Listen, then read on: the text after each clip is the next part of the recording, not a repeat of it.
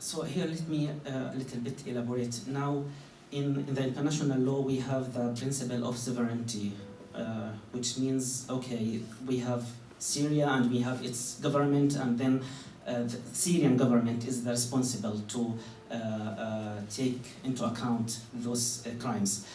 At the same time, when we are talking about such crimes, international war crimes or against humanity, we are talking about ICC, International Criminal Court. Syria is not a member in the International Criminal Court.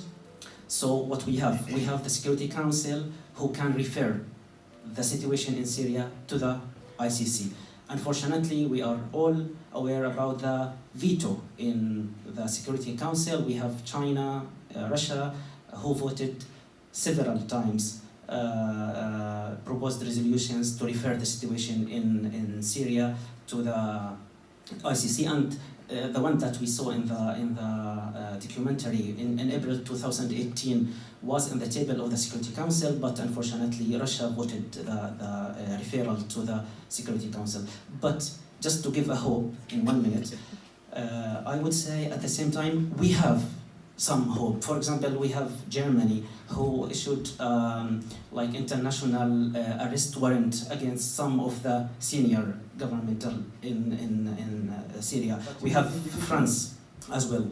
Individual, yes.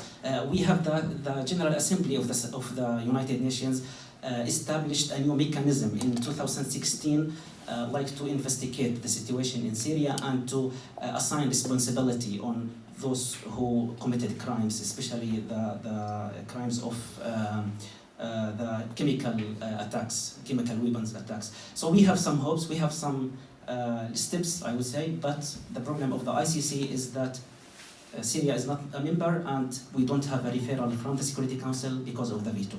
Okay, but like for right now, what have we seen in the documentary is not stopping, you know?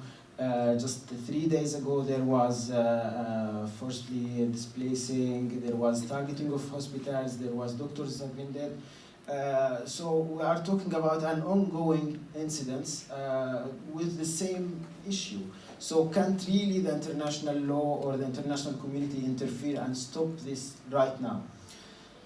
I think we have some steps that can be taken, especially now after, indeed for me, myself, I would say the decision of the ICJ, the International Court of Justice, which was taken last week regarding Myanmar, which the court ordered Myanmar to protect the civilians, the Rohingya, against genocide. We have Syria as a member in the Genocide Convention since 1955. And based on that, any another state member in this convention can refer the situation in Syria if it can be considered as a genocide, which is a little bit difficult.